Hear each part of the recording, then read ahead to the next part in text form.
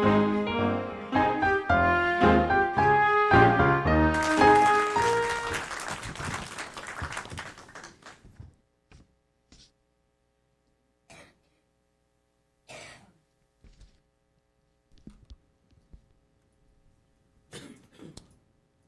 everyone hear me? This is working? Great. My number one qualification, she forgot to mention, I'm the dependent spouse of the most important priest at the most important church on Main Street in Wapaka. If we don't get to all the questions tonight, you can catch me at coffee hour after the 9:30 service on Sunday. Imagine you're at a barbecue, Swan Park. Someone takes a picture of you. Later on, you see that picture. Hey, wait, I don't look like that. I'm not that old. I'm not that fat. But in my head, you know, I look much better than that. I have to conclude, I have to be honest and say that that picture is how I might appear to others, good or bad, regardless of what I think in my head. Tonight, you're in for a treat. I'm going to give you that Swan Park barbecue photo of how people around the world look at the United States. I'm going to continue to refer to the Swan Park photo of how the world sees us. It may not be how we perceive ourselves, but it's how others perceive us. Part of wisdom is knowing how others perceive you. So I hope that this is going to be interesting. As Ann said earlier, let's hold the questions to the end. I've got a lot of ground to cover. Put on your seatbelts. Here we go.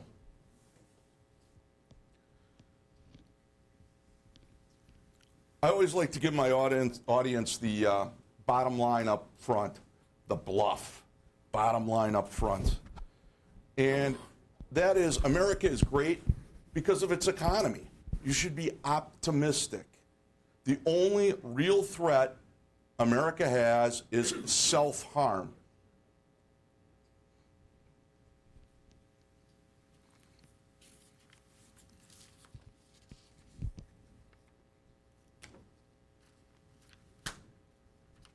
In the Swan Park barbecue photograph, you're going to see reasons for that optimism, why our economy is great. A relentless dynamism is the essential characteristic of the American economy. That dynamism is the ultimate force propelling the economy forward. Set against this, reasons for pessimism, sources of self-harm, toxic politics, fiscal vulnerabilities. You'll see them in that Swan Park photo as well. Let's get started. These are the advantages that I see that make America great. Let's look at each one.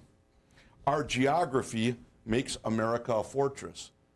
Germany in World War II could not attack us. Japan could not attack us. We have no threat from Canada. We've got no threat from Mexico. And our geography is better because we started with more. We had ample room for westward expansion. And that room that we got included ample resources. For example, we have the best quality farmland in the world, period. Brazil, I've been there, I've been out, I've looked at their fields. They have state-of-the-art, high-tech, mechanized precision agriculture for massive wheat and corn production. Our farmland is 5 times more productive than theirs. We are self-sufficient in oil and gas. We have extensive coal deposits. Our shale boom has helped to fuel economic growth over the past 2 decades. In Wapaka, the foundry is one of the largest in the world. It's here because we happen to have the exact right grade of sand deposits. Because of our size, most of our economy is internal. We're not reliant on exports. Our value chains are short. We have temperate climates with water resources. Natural disasters are limited. We don't have mass famine. We don't have mass droughts. We don't have mass floodings. To cite one example, if California were considered a country, its economy would be bigger than Britain or France.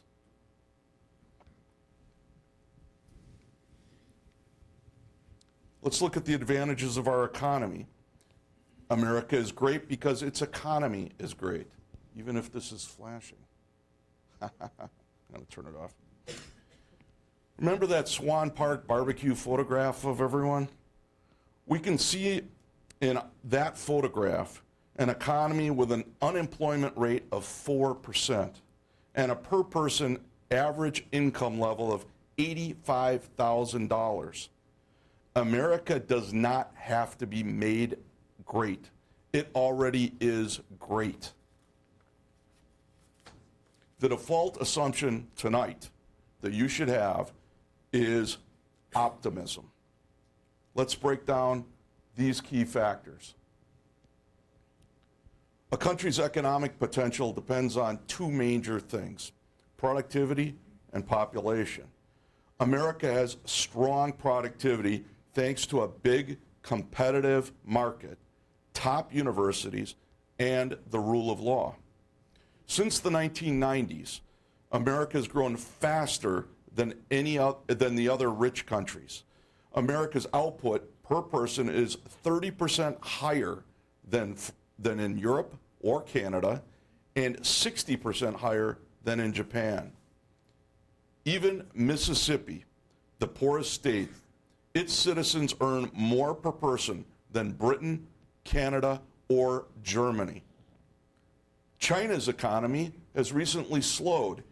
In 2021, it was 75% our size. Today, it's 65% of our size. America's growth has actually sped up. Since 2020, America's economy has grown by 10%, 3 times faster than the group of the top 7 global economies. America is the only country in the top 20 economies with both output and employment above pre-pandemic expectations. The strong dollar boosts America's economy and benefits Americans, as seen in how much they're spending when they travel abroad. America's economy helped win the Civil War and World War II. Today, it's still the key to America's greatness. In terms of business rules, America is more relaxed than many other countries. This has allowed companies, especially in the high-tech area, to grow. America has also led with the shale revolution, adding to it economic growth since the early 2000s. The large U.S. consumer market means ideas can spread quickly from small towns all across the country. America mixes light regulation with quick spending during a crisis, like during the pandemic. While the stimulus that we had fueled inflation, it helped keep America growing. Meanwhile, stingier Germany is now in its second year of recession. America's private sector attracts immigrants, ideas, and investment, which leads to more economic growth. America's 7 biggest tech firms are worth more than the entire stock markets of Britain, Canada, Germany, and Japan combined. Amazon spends more on research than all British business combined. The dollar's role as the world's reserve currency makes American debt attractive. This allows the U.S. to spend during these kinds of crises. Innovation keeps giving America an edge. Its universities are the best, attracting top students from around the world. Except for Israel and South Korea, America spends more on research and development, about 3.5% of its economy, than any other country. China has closed the gap, but it still trails the United States. People keep asking me if innovation and industry is going to slow down. On the contrary, it's speeding up. Let's turn to look at democratic systems. We have the rule of law. We expect people to honor contracts, to have fair elections, to keep their word, to follow the Constitution. The career civil service are the regular federal government workers. These are the guys at the post office, the guys that run the national parks. They're a group of government workers who are hired because they know their jobs well and because they do it without regard to who their boss is. They're selected based on merit, and they're usually exceptionally good at what they do. In a lot of countries, they have the spoils system. They put people in jobs because they are a member of a political party or a family connection. We've not done that since the 1880s. Our career civil service, like our diplomats, our military, are competent, nonpartisan, and loyal to the country. They're the envy of the world. We have freedom of speech. We have decentralized systems like states, counties, and cities. We have checks and balances between the president, the courts, and Congress. Within Congress, we have checks and balances between the House of Representatives and the Senate. Skip that one.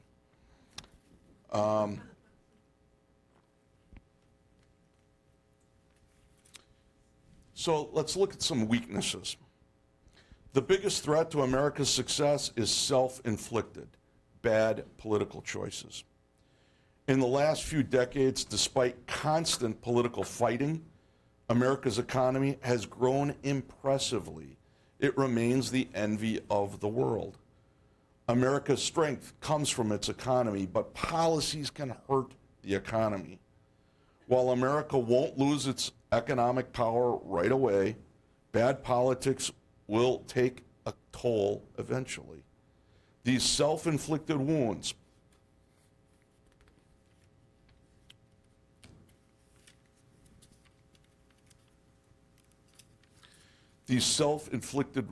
are going to be hard to fix. We need to try to avoid that corrosiveness to keep America strong. So let's get into it. Income disparity. It's the way we can hurt ourselves. From the outside, it looks like a small group of America's wealthiest, over here. That small group hold most of the country's wealth. Jeff Bezos, Mark Zuckerberg, and Elon Musk have more money, those three men, than the bottom 50% combined. Fewer than 1,000 Americans are billionaires. They have the best health care. They own yachts, islands, private jets. They send their kids to the top colleges in the world and even travel into space. And their wealth keeps growing and expanding. The three of them together are worth $1 trillion. Meanwhile, 60% of Americans live paycheck to paycheck. 85 million are uninsured or underinsured. 60,000 Americans die every year because they cannot afford medicine. This is a self-inflicted wound. It hurts our economy. It's not what the founding fathers imagined. There's many causes for that wealth disparity. Let's look at two of them. Antitrust. Monopolies are causing the biggest wealth gap in 100 years. Today, there's just 5 giant banks on Wall Street. In 1980, there were 12 airlines. Today, there's 4. A few big companies control most of the entire pharmaceutical industry. 4 companies handle all meatpacking. Over the past 50 years, corporate giants like Amazon have grown while labor unions have shrunk. This power shift has led to a huge income and wealth inequality, corruption, and the neglect of the working class. 50 years ago, General Motors was America's largest employer.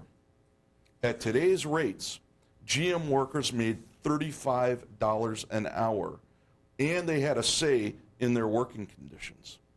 Now, Amazon and Walmart are the largest employers, but paying much less and often exploiting their workers who have little power.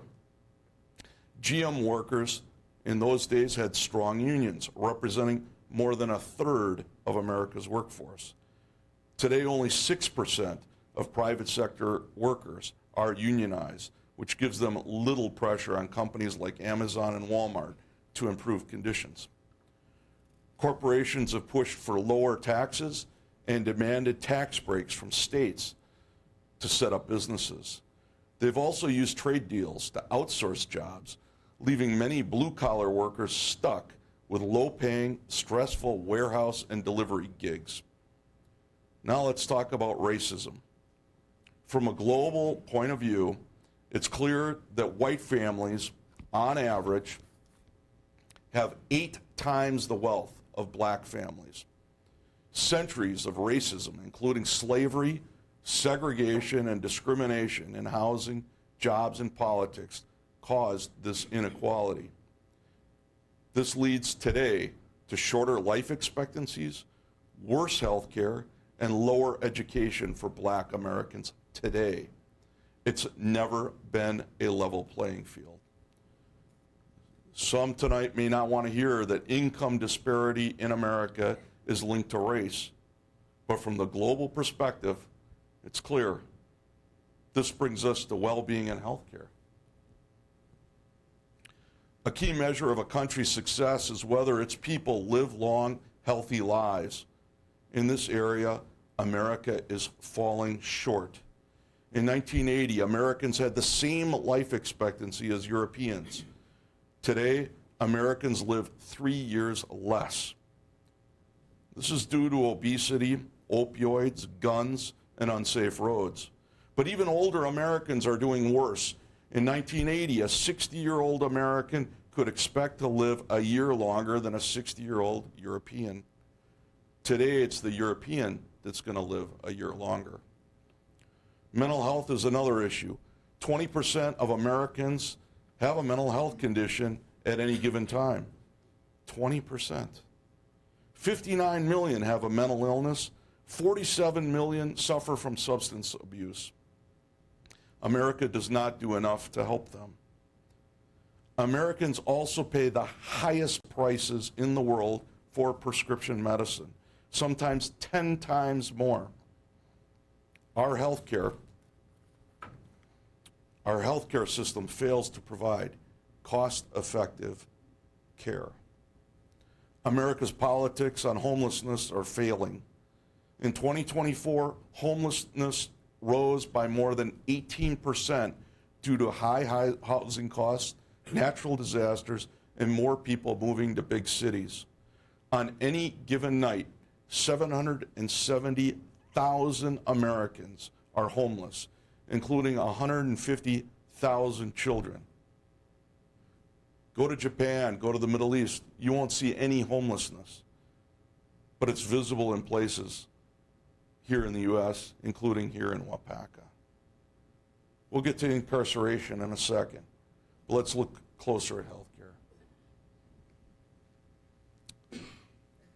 This chart compares how much of America spends compared to other countries. The blue line is the how much it costs. The red line is, or the pink, represents life expectancy. Don't get hung up on the detail. The bottom line is we spend more than twice the amount of anybody else, and our outcomes are not any better. The United States actually performs worse in some key health metrics like life expectancy, infant mortality, unmanaged diabetes, and safety during childbirth. Despite what you've been told 1,000 times, we do not have the best health care in the world. Jeff Bezos, Mark Zuckerberg, Elon Musk, they get the best health care. The average American does not. German health care is much better on average compared to ours, and they spend half as much. There's more bad news. Our tax code puts healthcare costs often on employers. Our Chinese, Asian, and European competitors do not have that cost. That undercuts U.S. competitiveness in global markets. Ironically, it was the so-called business-friendly Republicans who pushed privatized healthcare, which has shot up our costs, lowered results, and decreased our global commercial competitiveness. I understand that this audience may not want to hear that message, that a national healthcare system is more efficient, less expensive, and lifts commerce. But from a globalized perspective, those are accepted facts. Think of that Swan Park photo. You may not have thought of us being this way, but that's how others see us. How does that affect families? Medical bills are a major cause of bankruptcy in the United States. They're 40% of all bankruptcies. Comparing us to the world, you see Australia has a couple cases, Britain has a couple, Canada's got a couple more. We're the outlier. This is unimaginable to people around the world, that you would go bankrupt because you got sick. Incarceration rates also do not look good for the United States if you're looking at America from the outside. The 10 worst countries in the world for jailing the highest levels of their citizens. The U.S., it's not the worst, but it's on this list. You don't want to be on this list. You don't see any developed countries on this list. Canada, Europe, Japan, South Korea, not Mexico. The United States has about 1.8 million inmates in adult facilities. So how do you read this chart? This is based on 100,000 persons, okay? Roughly the size of Green Bay or Kenosha. And how many of those would be in jail in one of those places?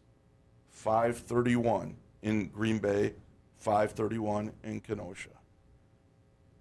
That's the 6th highest rate in the world. Why does this matter?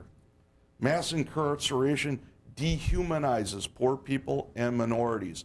It damages already marginalized community. It often jails people for small offenses like marijuana.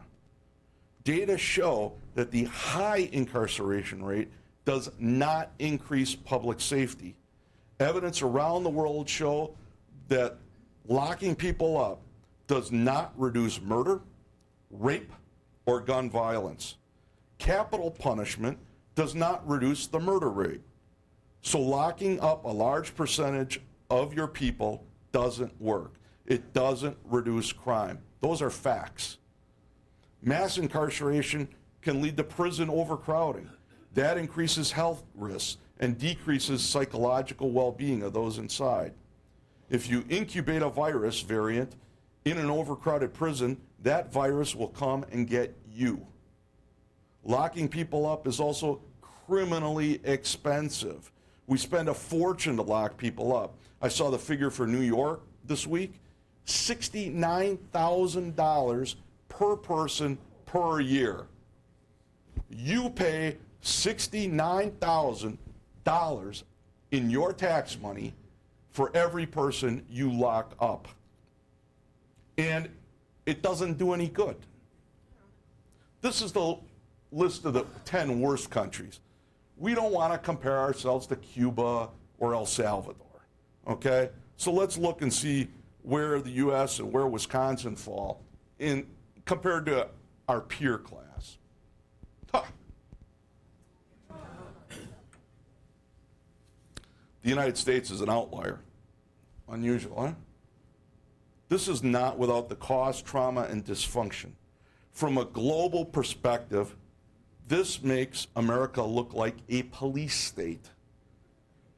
Taking a closer look, about 1/3 of all American prisoners are African American. They're only 13% of the population. Other data show that African Americans commit the same percentage of crime as anybody else in society. So from a global perspective, it underscores a global perception that American justice is biased and cruel. That may or may not be the way some of you see that. But we're looking at that Swan Park barbecue photo. It should give you pause. Let's look at education. These are some of the critical factors, but let's get into each one. This is for school education, not university. And I don't want you to get hung up on the details here. The takeaway I want you to see is that the United States it ain't the best, it ain't the worst. It's kind of in the middle. PISA is this ranking. PISA is the Program for International Student Assessment. PISA gives us a comparative international ranking, which is this. PISA is the gold standard for educational ranking. Let's unpack how the United States might be able to get better. Critical thinking. Critical thinking is science. It's not about prejudice or politics or superstition. Critical thinking is based on facts. You don't get to have an opinion about whether vaccines work or whether the earth is flat or if climate change is real. There was evolution. Dinosaurs existed. Those are facts. Banning books is stupid. My book is right here, The New Nicaragua. It's available in this library. This book is banned in Nicaragua. I'm going to show you what my take is on critical thinking.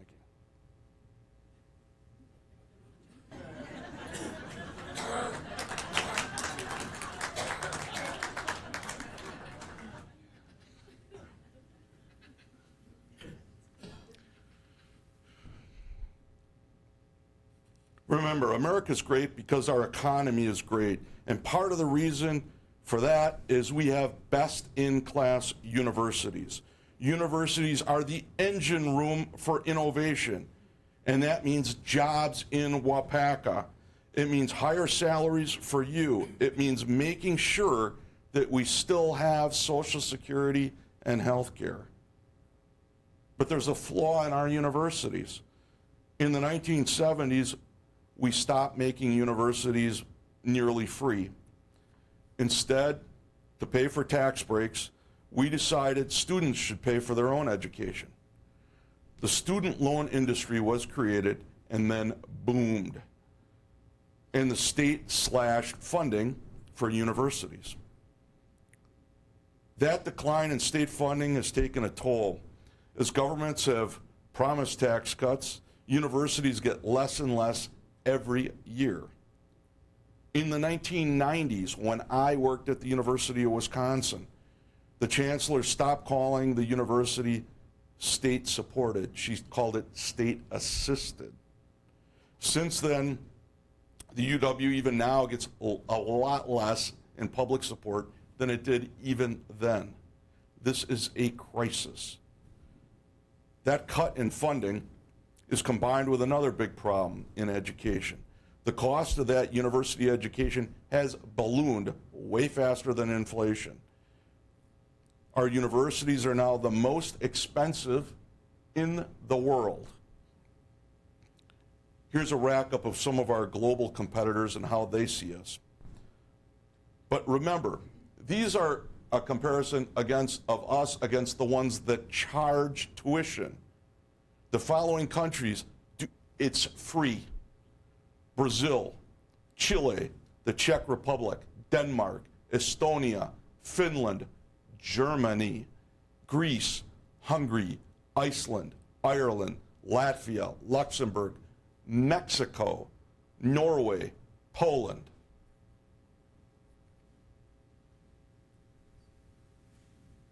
All that cost means massive student debt.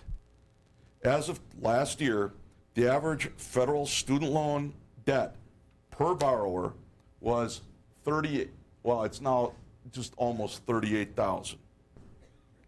On top of that are the private loans.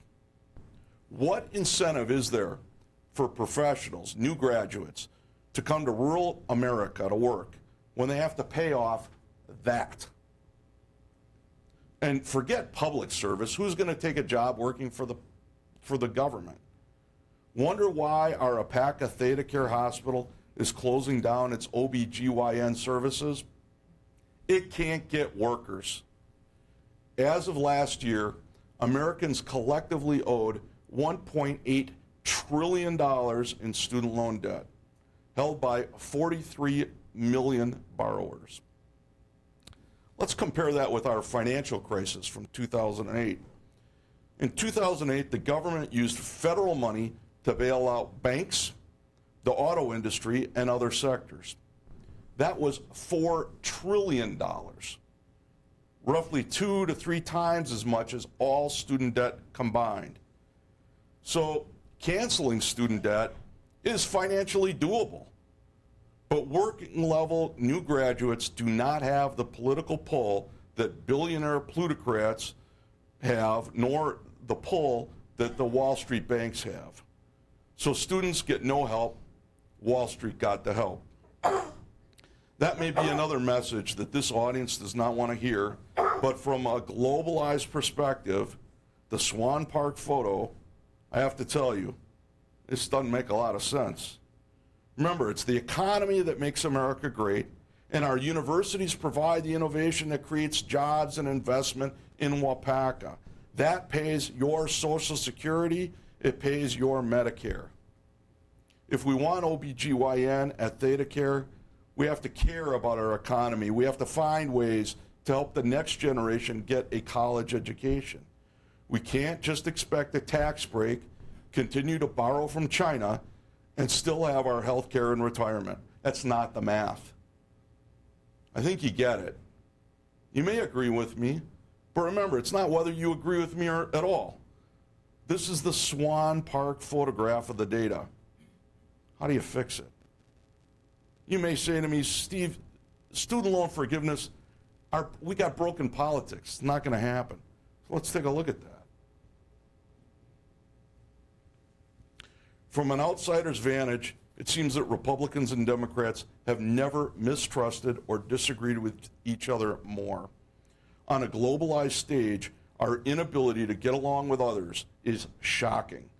Remember, it's the economy that makes America great. We need to avoid self-inflicted wounds. So around the globe, people wonder why all of a sudden we're attacking federal government employees, the envy of the world, the force that makes America great. Why all of a sudden are we attacking the rule of law? Should the independence of the career federal employees or the rule of law be undermined, America would no longer attract the talent and money it needs to keep pushing relentlessly ahead. Attacking them threatens our economy. It's a self-inflicted wound. When we do this, we send a big telegram to China and Russia. America's great, but they're hurting themselves. Now is our moment. America set up the globalized international order after World War II. In other words, we set up the globalized system for the rule of law. The rule of law is key to making America great. American soldiers, some of them buried at the King Veterans Cemetery, fought to create that system. They died at Omaha Beach. They died at Normandy, at Guadalcanal. As a result, the United States was behind the creation of the United Nations, the Paris Agreement on Climate Change, the International Criminal Court, the World Health Organization, NATO, nuclear non-proliferation agreements. Now we are withdrawing support for all these institutions and understandings. We are withdrawing our support for the rule of law, a self-inflicted wound. We are walking away from the sacrifice of those veterans. we're walking away from what makes America great. The world looks to the United States for leadership, stability, predictability. In Wapaka, you need to be able to rely on ThedaCare to give you good health care. You need to know that the police are on your side. You need to be able to rely on the fire department always being there. You need to know that the schools are there. You need predictability and stability. Similarly, the world needs stability and predictability to function. It has always looked to America to be that rock, that point of safety, the shining light on a hill, as President Reagan put it. That light is now out. The world looks at us now and they see whim, they see unpredictability, rancor, division. Can Europeans really rely on NATO?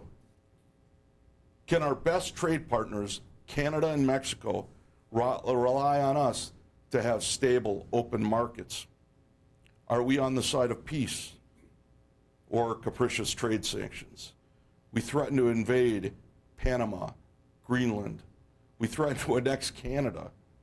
These are self-inflicted wounds. Who benefits if the United States is seen as not steady, unreliable? How do other countries respond? They have to look for other partners. What do you do if your best friend goes crazy and starts treating you badly? You get a new friend. Countries around the world now look to mitigate the risk that the U.S. is no longer being that steady rock, no longer being their best friend. The main beneficiary of that divisive, unpredictable international policy? China. Russia, Turkey, Israel, South Africa, India, Venezuela, Cuba all benefit, but no one more than China. China is now seen as the steady, reliable friend. That is a gaping, self-inflicted wound. Again, I know that this might not be what this audience wants to hear from me, but as the world looks at America and they look at that Swan Park photograph, that's what they see.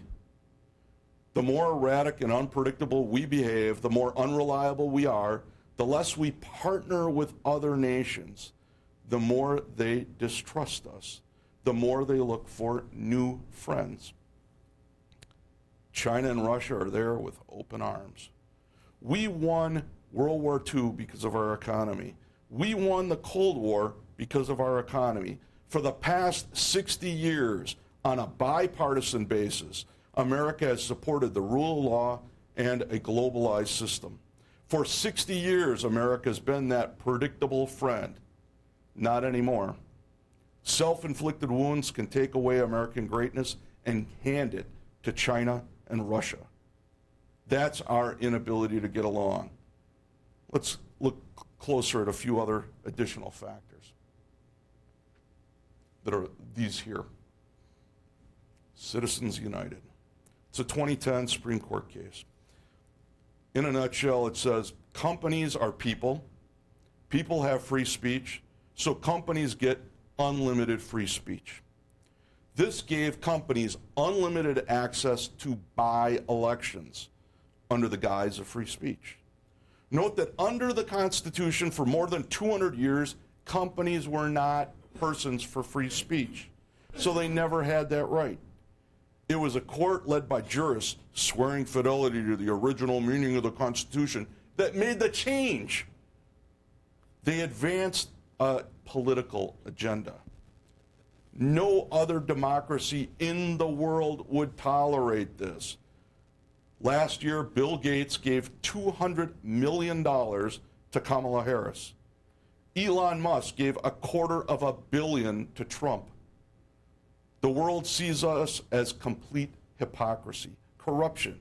This is not what the Founding Fathers intended. If unlimited political manipulation and money were not enough, we have another pernicious illness in our democratic system. Gerrymandering. America is great because of its economy. The economy demands the rule of law. That means we have real elections. But from an outsider's perspective, do we really have elections that are fair and respect the rule of law? Do we have one person, one vote? Almost 2/3 of Americans really have no effective voice due to gerrymandering. The districts are rigged. Democrats in Wisconsin get most of the votes, and yet representatives are majority Republican. In Illinois, it's just the reverse. It's the Democrats who steal from the Republicans.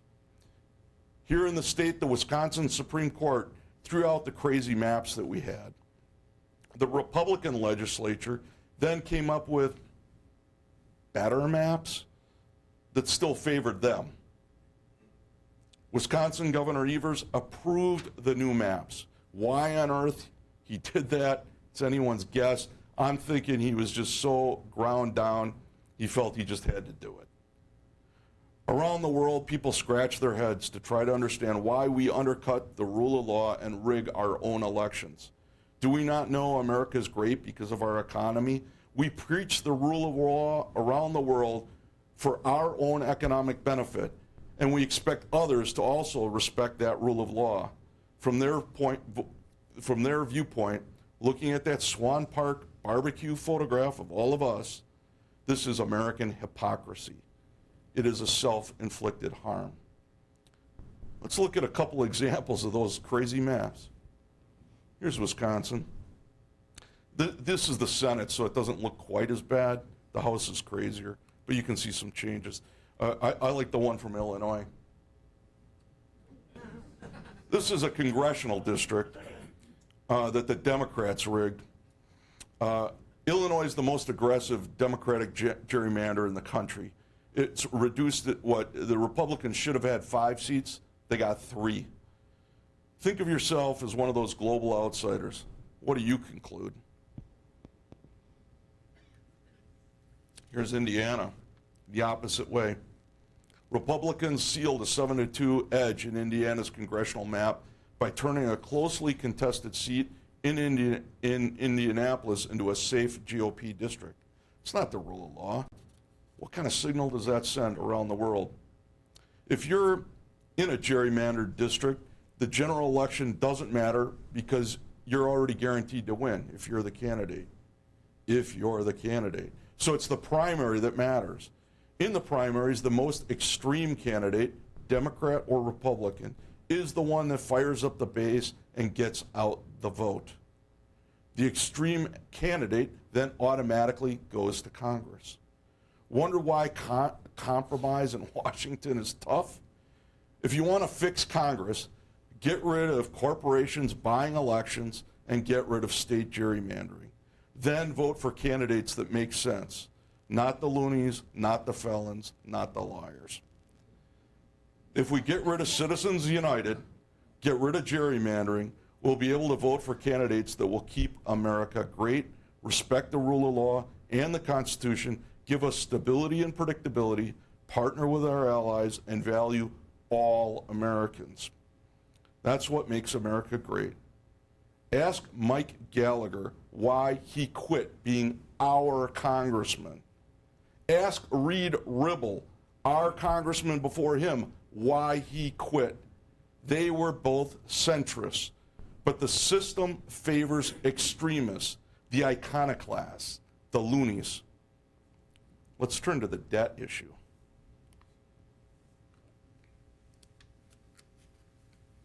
America's great because of its economy, but one of our biggest threats is our self-inflicted wounds. The rule of law is our key strength, and if we weaken the rule of law, we weaken American greatness. One of those risks, the debt ceiling. In 2011 and again in 2023, America hit its debt ceiling, a limit artificially set by Congress on how much the government can borrow. If Congress hadn't raised the debt ceiling at the last minute, the U.S. would have defaulted on its debts. This could have caused a major crisis for global markets and hurt the dollar's status as the world's safe haven. In other words, America would be willing to fail to pay its debts and break the rule of law. That would hurt our economy, and it's the economy that makes America great. This threat still exists in our toxic politics. We will hit the debt ceiling again later this year. and there's likely to be a lot of political drama. From a globalized point of view, a debt ceiling is crazy. America threatening not to pay its bills? Surely the rule of law would stop that. When the world watches America, they wonder, will we honor our word next time? Will we follow the rule of law? People judge us by how we handled the January 6th insurrection. The rioters were treated to full due process. They were convicted despite looting the Capitol and trying to overturn an election. An officer died. National security documents compromised. Our Congressman, Republican Mike Gallagher, broadcast that insurrection live. It was an attempted coup. How did we respond? The world saw that the justice system acted with maturity and fairness. That's the rule of law. That's what makes our economy great and our country strong. In many countries, the rioters would have been taken out and executed. Had Ulysses S. Grant been president, they would have taken the rioters, hung them on the spot, and gone and burned down their homes. Earlier this month, President Trump let them go. They're free today, including Ross Ulbricht, a global top narcotics dealer.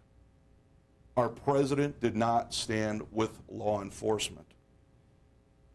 This weakens America's reputation. It shows the world that the U.S. is not always serious about the rule of law.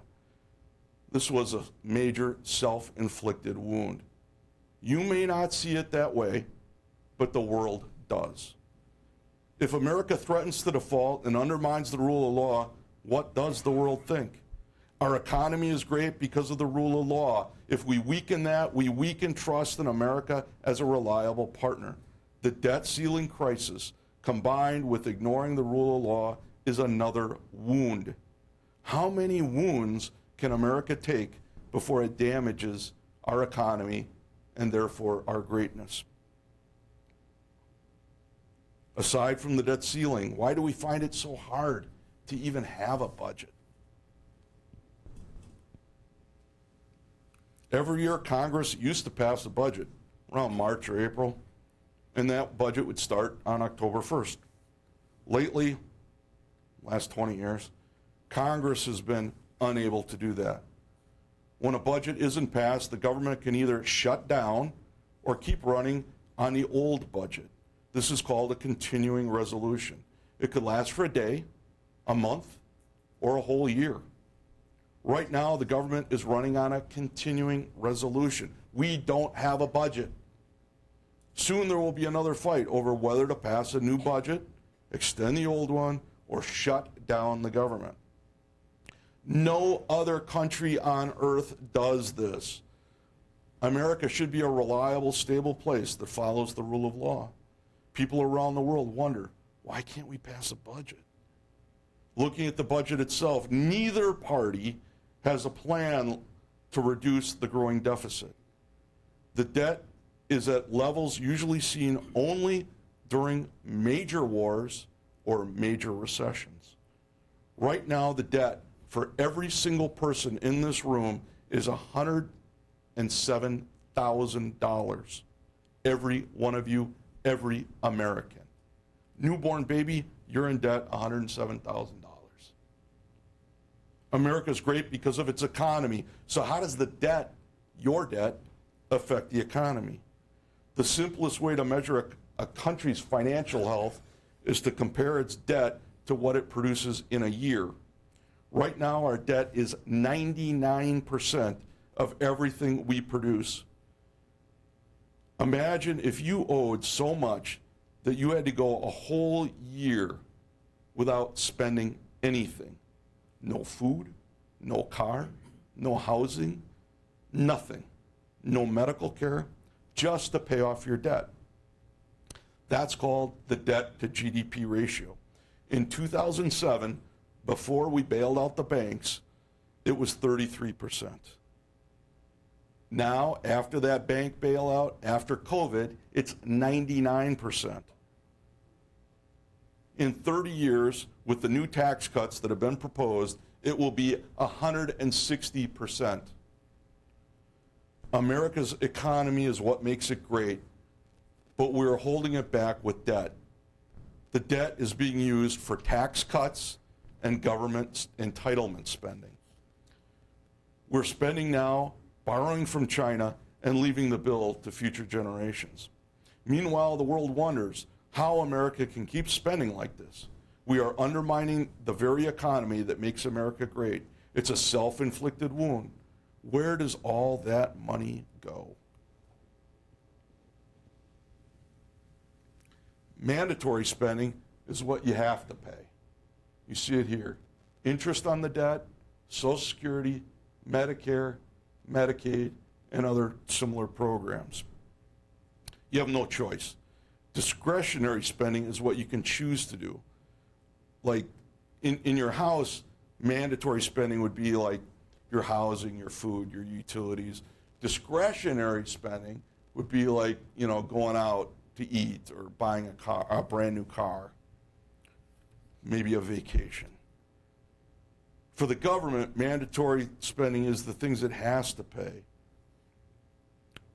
Most of the government's budget goes on mandatory spending. You can see that, right? 90%. 10% discretionary. So from a globalized point of view, they see when groups like AARP say entitlements can't be cut. Democrats say you can't raise the retirement age. Republicans push for tax cuts, which balloons this. How does the math work? From a globalized view, the solution is clear. America is great because of its economy. A large budget deficit means that you have to do both, cut costs and pay off debt. You don't do that, we hurt the economy. To reduce the debt and balance the budget, we do need to do those things. But that means raising taxes. It means cutting Medicare, Social Security, and Medicaid. Without this, you will never balance a budget. You will only make the debt worse. Both parties avoid telling you this, but it's the obvious math to the rest of the world. Not fixing our finances is a self-inflicted wound. It weakens our economy. You can't promise a great America and tax cuts. Politicians say what you want to hear to get elected, but you're left with the bill, or rather your grandchildren's bill. Some voters are concerned about the deficit, but politicians avoid the hard truths. They promise cuts without hurting you. They want to focus on the small part of the budget that is the discretionary part. They say, let's cut the education department. Let's cut EPA. Let's cut foreign aid. Now you see the picture from Swan Park. If we keep entitlements and don't raise taxes, none of that matters. We're hurting our economy and the foundation that makes America great. Still not convinced? You think we can balance the budget just by eliminating the education department? All right, let's look. Education spending, if you can find it there, I put in an arrow, is a small part of the budget. Even if we cut out all federal spending on education, it's not going to fix the debt or the deficit. Most of the discretionary funding, most of it, goes just to the military. We spend more on defense than the next 10 countries combined. The U.S. military budget is 36% of all arms sales in the world. The U.S. spends 2.5 times what China does on defense. Here's something important. I'm just the messenger, don't shoot me. The Defense Department budget is to have a military. It's not to actually use it. If they want to use the Defense Department, they go back to Congress to get more money. That's called a supplemental. So if we use the military to invade Iraq and Afghanistan, or we want to use the military to police our southern border, it's going to cost more. We will borrow from China to do it. America is great because of its economy. Increasing our debt harms that economy. Do we want to borrow money from China and go further into debt to pay for military officers to pick up migrants? Neither political party has said they want to cut military spending. But as shown earlier, cutting discretionary spending, all of this, ain't going to solve the debt problem. Yes, cuts should be fair. They should be proportionate. But cutting discretionary funding isn't going to balance your books. America's greatness comes from its economy. The debt and the deficit weaken that economy. This is a self-inflicted wound. From a global view, the solution is to see that bigger picture. You may not agree with the Swan Park photo, but that's how the world sees it. How do we get more money? Let's look at that. Our tax system. Everyone in here knows what April 15th is, tax day. I don't need to lecture you about how unintelligible our tax system is. America's richest man, an immigrant, Elon Musk, pays between 0 and 3% of his income. His income comes mainly from Tesla, boosted by billions of federal dollars in support for the energy transition to cleaner vehicles. He also has SpaceX with federal corporate social welfare from NASA. So Mr. Musk earns his money at the public trough and pays little to nothing back. Wow, that's the immigrant's American dream right there. A typical household in Wisconsin earns $60,000 to $70,000. That household pays between 10 and 15% in federal tax, another 4 to 6 in state tax, another 2 to 5% in property and local taxes. When you add that up, that Wisconsin family pays 20 to 25% of its income in taxes overall. Musk either pays 0 or up to 3%. It's unfair by any measure. Around the globe, no other country has a tax system this Byzantine, where the system is rigged to allow the rich to game the system. When the world looks at that Swan Park barbecue photo, they see an unelected Elon Musk paying no taxes, buying elections, and eating your lunch, even as he fires career federal workers. He doesn't have the legal authority to fire workers, but he's not following the rule of law. This is a self-inflicted injury to American greatness.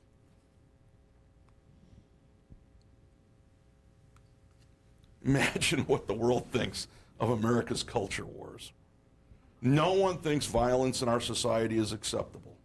Sandy Hook, Columbine, Virginia Tech, Parkland, Uvalde, events like the 2021 Waukesha parade murders, the fatal shooting at the Christian school in Madison last December. These make people around the world shake their heads. Most gun owners agree that we need common sense gun control. What is going on? The war on women's rights is also strange from a global perspective. America is one of the few countries without a constitutional amendment that says women are people too. We tried to get one in the 1970s. It failed. In Afghanistan today, women's rights are not equal. Is that our model? Under Roe versus Wade, women had the right to an abortion, but only in the first trimester. The Dobbs decision changed that, letting states ban all abortions, even in cases of child rape, incest, or when the fetus isn't viable and the pregnancy would kill the mother. The rest of the world is moving in the complete opposite direction. Political candidates last year lied to the public that doctors were killing newborn babies. They pushed to take away more rights from women. They took advantage of voters not having critical thinking skills just to get your vote. Many of those people got elected. It's self-harm to America. America is great because of its economy, and that economy requires all of its workers, not half of them. Taking away women's rights and health is a self-inflicted wound. The most troubling is the rise of anti-immigrant rhetoric, fueled by the president's promise of mass deportation. Immigrants have helped shape America, not just in Silicon Valley or on Wall Street, but across the country. After the COVID pandemic, many immigrants with limited education helped fill the tighter labor market, helping keep inflation down. A long, porous southern border may be controversial, but it has been an economic boost, growing the labor force and filling hard, dirty jobs that many native-born Americans avoid. America's economy is strong because it attracts great people, especially migrants. Migrants help make America great. If we harm them, it's a self-inflicted wound that could harm our economy. When I was a kid, I grew up in the Milwaukee area. The grandparents that lived on our street, they spoke German and Polish. In 1900, a quarter of the city of Milwaukee spoke German. All of a sudden, by 1941, people stopped speaking German. The German language newspaper, the church masses in German, it stopped. Why? People were afraid to speak German. They didn't want to get arrested. America imprisoned Japanese Americans for the duration of the war just because they were Japanese.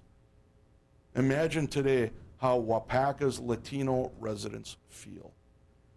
They don't want to be picked up by police just for their race, like happened last week in Milwaukee. A family was picked up, arrested by ICE for speaking Spanish at Target. This family was born in the United States. They are citizens by birth just like you or me. But still ICE arrested the Milwaukee family for speaking Spanish and not being German or Polish. ICE arrested a baby. This is racial profiling, racial discrimination, unconstitutional, and literally anti-American. Other Americans have been picked up by ICE. In some cases where the kids are native-born U.S. citizens, but the parents are not citizens, ICE will go to the school and detain the kids. The parents come to pick them up. ICE then grabs the parents to deport them. ICE uses the American citizen kids as hostages to catch the parents. So families now have to decide whether it's safe to send their American children to local schools. Ask your governor, your senator, your representative, ask your new Wapaka school superintendent what they are doing so that U.S. citizen kids are not afraid to go to their school. Even local businesses in Wapaka have been struck by this hatred. The Latino market, 2 blocks from here on Main Street, has seen its customers evaporate. Most of their customers are other Latinos. They were the customer base. Now those customers, they're too afraid to go out in the street. They go to work and they go home. But they don't shop, they don't stop anywhere. Our president has made them afraid of you. Is that the America you want? The Nazis used Jews, socialists, the disabled, the Roma, and others as their scapegoats. The Nazis believed that these people were a threat to their country, so they eliminated them, the Holocaust. It was hatred for anyone not like you. In our country, fueling hatred and anger towards migrants and anyone not like you is a denial of the idea that all men are created equal. It has reinforced some people's belief around the globe that America is a nation of bigots and bullies. You may not see it that way, but that's the Swan Park photograph that they all see. Don't believe me? Foreign embassies in Washington now issue warnings about American racism and hatred towards their citizens living in America. That is how we are perceived.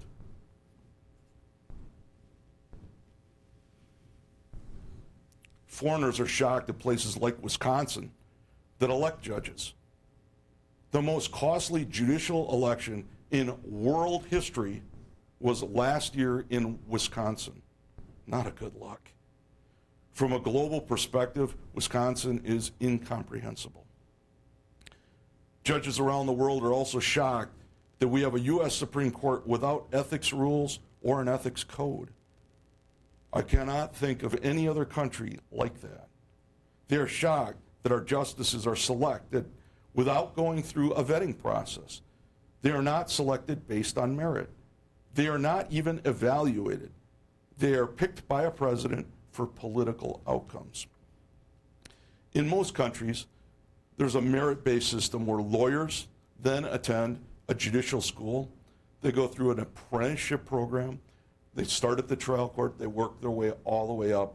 And only the best get to be on the Supreme Court. They really wonder what the heck we're thinking here. Americans used to have a system for at least evaluation of judicial candidates. It was done by the American Bar Association using objective criteria. During President Trump's first term in office, his Republican-controlled Senate refused to consider outside evaluation criteria. I can't think of any other country that does that. And then finally, the justices get to sit there for life. Right now, the Republicans have a majority on the Supreme Court. With the new nominations expected in the next 3 years, President Trump is likely to lock up control of the U.S. Supreme Court until 2050. You might see something like that in North Korea, Russia, Cuba, but no other democracy has that kind of life tenure that I'm aware of. Most require retirement at age 60 from the Supreme Court. Climate change, it's a fact. Nixon's Secretary of Defense, James Schlesinger, I saw him on a Sunday morning talk show. He said, based on the science, based on the data we have, the world may be getting warmer over time. He talked about climate change and global warming in the 1970s. Today, we have left the Global Paris Agreement on climate change. Project 2025 from the Heritage Foundation has lined up the neutering of the Environmental Protection Agency. The world thinks it's bizarre that America doesn't believe in science. America is great because its economy is great. Climate change is an accepted fact, and it threatens the economy. America created a global system to collaborate for stability and predictability. That, in turn, favored the American economy. Denying climate change is a self-inflicted wound. It weakens our economy. America loses some of its greatness when it denies science. Let's be honest, around the world, leaders know that our White House is not a partner in dealing with the existential threat of climate change. But the rest of the world needs America to be at the table, whether Washington likes it or not. America will not be voiceless. The world needs an adult to represent America. California is our most important economy. It sets the standards in environmental law and practice. So if Washington is AWOL, the world will look to California. The immediate practical effect is that Governor Newsom of California will speak for America on the global stage. President Trump's attitude towards the Paris Climate Agreement on climate change is a power transfer from Washington to Sacramento, but it's also a leadership transfer from Washington to Moscow and Beijing. America is still great, but it's weakened. Let's look at demographics. Social Security started in 1935. Life expectancy was 61, but retirement wasn't until 65. Only 5% of Americans were over age 65. So you had a lot of workers paying for very, very, very few retirees. That meant the burden on the people paying was a lot less. Today, 17% of Americans are in retirement. 60 million people. That number is going up and up. Life expectancy is much higher, so people are living longer off Social Security. That was never the plan. Right now, an ever smaller group of younger workers is paying more and more every year to support the growing number of retirees, both poor and rich. Workers today are paying much, much more than the current retirees ever paid in the past. This is a huge wealth transfer from the ever-shrinking working class to the expanding elderly. As Americans age, the workforce is shrinking, and we need to have more workers. We may need to raise the retirement age to have more workers to make Social Security more stable and reduce the tax burden. It's the economy that makes America great, but as we've seen earlier, the economy, the federal budget, both show us we need to cut entitlement programs and benefits. One way to help that would be to increase immigration. More workers could boost Social Security and tax revenue. Even Donald Trump, when he's not focused on expulsions, says America needs more skilled workers. He suggested giving green cards to foreign-born graduates of U.S. universities. From a global perspective, the options are limited. As Winston Churchill allegedly said, you can always count on the Americans to do the right thing after they've exhausted all the possibilities. The world's wondering if America will do the right thing before it's too late. It gets worse. Right now, we're deporting people who grew up in America, the dreamers. They went to school here, have jobs, they pay taxes. They were brought up here as kids. They only know America. But because they were brought here as kids, they're not citizens. We're deporting them while our budget is out of control, we can't find workers, and our aging population is draining the country's resources. Looking at this from outside, it makes no sense. Some confusing things. Here's some things that I hate having conversations about. The Cuba embargo, protection, TikTok. You travel overseas as a diplomat, they ask you, why is the United States afraid of TikTok? I don't know. I got to represent my country, so I make something up. But honestly, this is crazy. Now our president wants to send migrants to Guantanamo. The New York Times, the cost of running Guantanamo, $13 million per prisoner.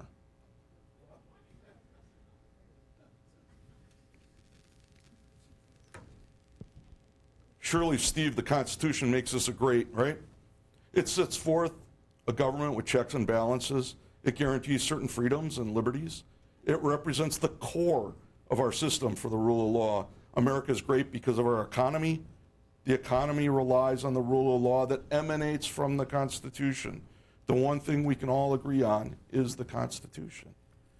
Our federal government workers, the civil service, foreign service, our military, all swear allegiance to the Constitution. Anything we do that subtracts from that is a self-inflicted wound. Trying to deny birthright citizenship enshrined in our Constitution is a self-inflicted wound. Trying to deny freedom of religion, freedom of speech is a self-inflicted wound. Going against persons for speaking Spanish when our Constitution has no official language, it's a self-inflicted wound. Our Constitution is great. We need to protect it, but more importantly, we need to follow it. America doesn't need to be made great. It is great now. Part of that is a predictable, reliable respect for the rule of law and our Constitution. Our military is great. Steve, Yes, we're going to be running out of time soon. How many more slides do you have? a couple. Okay, fast forward. Our military is great. It's the most elite fighting force the world has ever seen. But it may not be fit for purpose in a new era and fit for budget and fit for size. War has changed. We are good at conventional war, World War II, Desert Storm.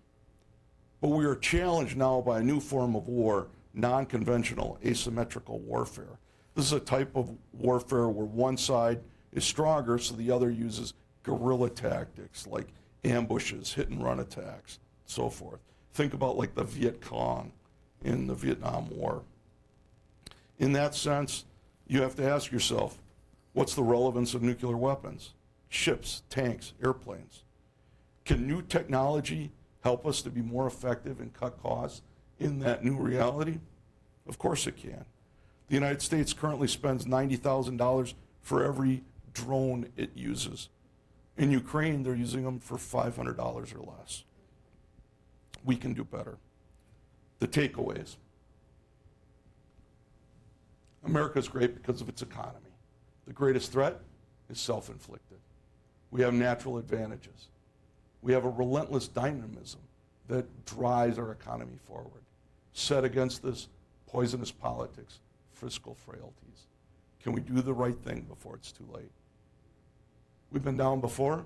We'll rise again. This is not the end of America. Tomorrow the sun is going to come up. Innovation is increasing in speed. Now it's your time to be active and be engaged. How do you do that? Be open to being wrong. When you're talking, you're not listening. When you're not listening, you're not learning. Read broadly, read newspapers, read the Washington Post, the New York Times, the Economist. Read newspapers from around the world. Don't just read our newspapers. Follow Al Jazeera, the BBC, France 24. I produce the Global Minute, which is available on all your favorite social media platforms. And if you have trouble finding that or any of the other products, you can go to stephenhendricks.com and find everything you need. And with that, I just want to say a huge thank you to all the organizers of Winchester Academy.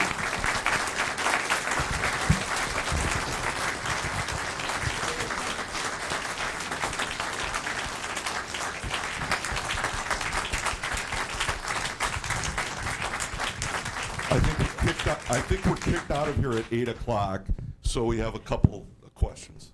We can probably stay a little later. If anybody needs to leave, you're welcome to do that. But raise your hand if you have a question. I'll bring you the microphone, and then everybody can hear your question. Or 9:30 after church at St. Mark's. Marcel, were you raising your hand? No. Say something nice. Wonderful. Thank you. Anybody else?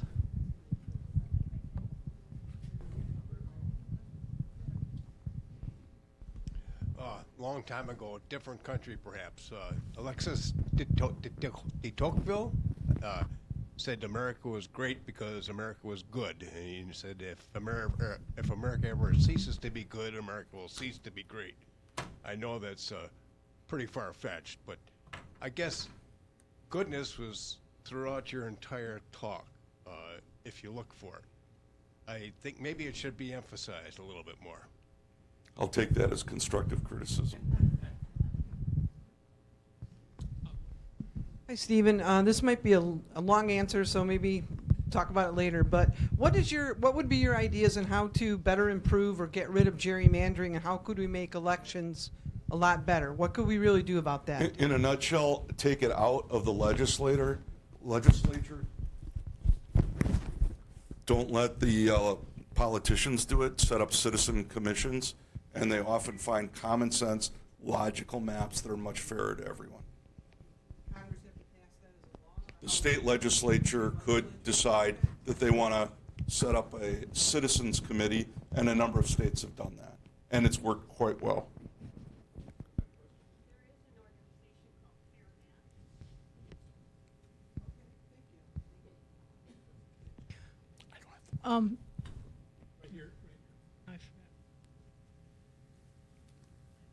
Can you give us your thoughts on U.S. aid?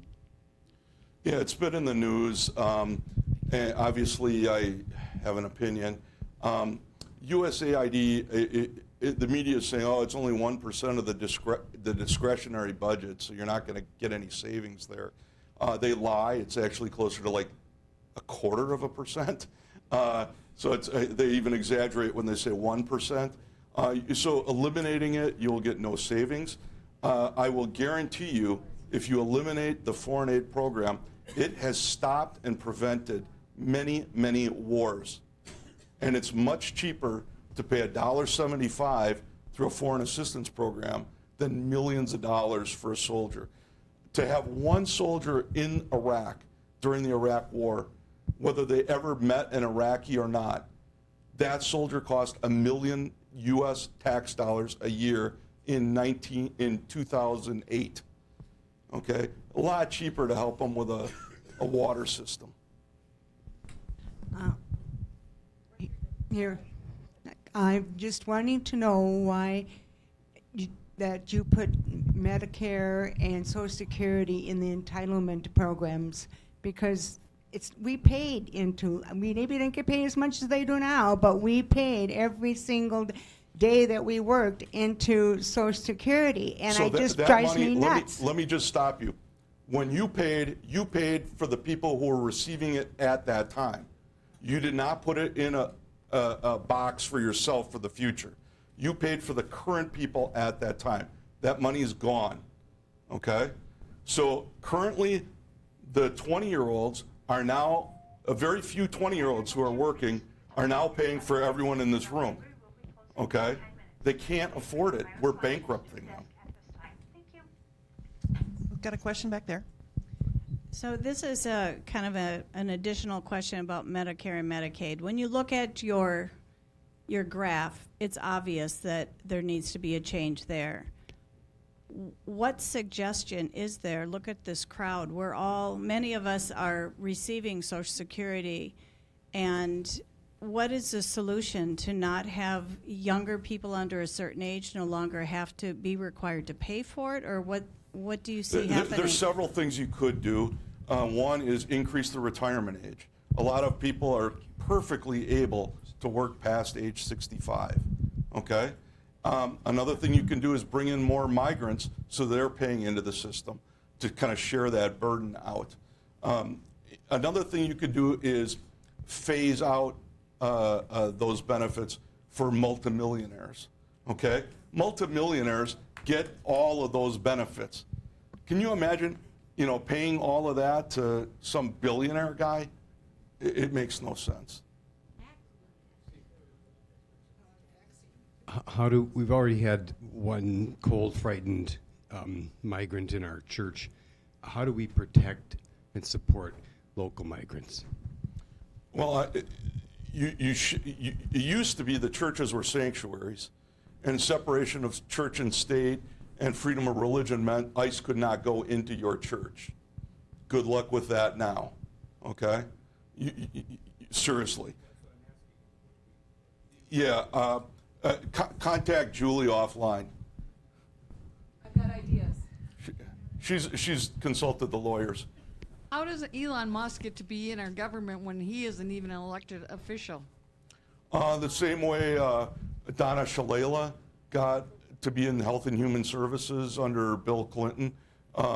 She was appointed to be head of the Secretary for Health and Human Services. President Trump has named him to be head of a new department that doesn't exist, the DOGE, Department of Government Efficiency. So the first thing the DOGE did was create a new government department. Don't you love it? I think we should wrap things up. Steve will be available for comments at the front of the room, and we need to stack some chairs. Thank you very much. Thank you.